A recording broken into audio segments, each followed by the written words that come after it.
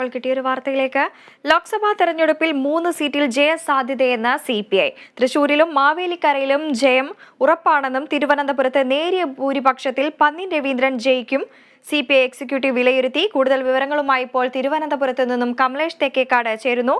കമലേഷ്, ലോക്സഭാ തെരഞ്ഞെടുപ്പിൽ 3 സീറ്റിൽ ജയസാധ്യതയാണ് CPI കാണുന്നത്. എന്തൊക്കെയാണ് വാർത്തയുടെ മറ്റ് വിശദാംശങ്ങൾ? വൃന്ദ, CPIയുടെ സംസ്ഥാന എക്സിക്യൂട്ടീവ് യോഗത്തിന്റേതാണ് ഇത്തരമൊരു വിലയിരുത്തൽ. 4 CPI ഈ ലോക്സഭാ തെരഞ്ഞെടുപ്പിൽ മത്സരിച്ചിട്ടുള്ളത്. ഇതിൽ വലിയ പ്രതീക്ഷ CPI വെച്ചു പുലർത്തുന്നു എന്നതാണ് ഏറ്റവും പ്രധാനപ്പെട്ട കാര്യം. ഈ 4-ൽ 3 ജയസാധ്യതയുണ്ട് എന്ന ഒരു വിലയിരുത്തലിലാണ് ഇപ്പോൾ CPIയുടെ സംസ്ഥാന എക്സിക്യൂട്ടീവ് യോഗം എത്തിയിട്ടുള്ളത്. 2 സുനിശ്ചിതമായ വിജയം ഉണ്ടാകും, അതായത് ഉറപ്പായും 2 വിജയം ഉണ്ടാകും. 1 അതായത് തിരുവനന്തപുരത്ത് പന്ന്യൻ രവീന്ദ്രൻ നേരിയ ഭൂരിപക്ഷത്തിൽ വിജയിച്ചേക്കാം എന്നൊരു പ്രതീക്ഷയും CPI വെച്ചു പുലർത്തുന്നു എന്നതാണ്. ഈ 2 പ്രധാനപ്പെട്ട മണ്ഡലങ്ങൾ, അതായത് ജയസാധ്യതയുള്ള ഏറ്റവും ഉറപ്പായും ജയിക്കും എന്ന് പറയുന്ന 2 മണ്ഡലങ്ങൾ, ഒന്ന് തൃശൂരും ഒന്ന് മാവേലിക്കരയുമാണ് എന്നതാണ് നിലവിലെ വിലയിരുത്തൽ.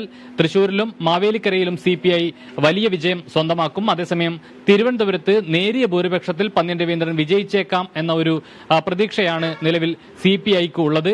അതോടൊപ്പം CPI മത്സരിക്കുന്ന മറ്റൊരു മണ്ഡലം എന്ന് പറയുന്നത് വയനാടാണ്. രാഹുൽ ഗാന്ധിക്കെതിരെ ആനി രാജയാണ് മത്സരിക്കുന്നത്. അതിൽ വിജയം എന്ന് പറയുന്നില്ലെങ്കിൽ പോലും രാഹുൽ ഗാന്ധിയുടെ ഭൂരിപക്ഷം വല്ലാതെ ഇടിയും എന്നൊരു വിലയിരുത്തലിലേക്ക് CPIയുടെ സംസ്ഥാന എക്സിക്യൂട്ടീവ് യോഗം എത്തുന്നു എന്നുള്ളതാണ് മറ്റൊരു പ്രധാനപ്പെട്ട കാര്യം.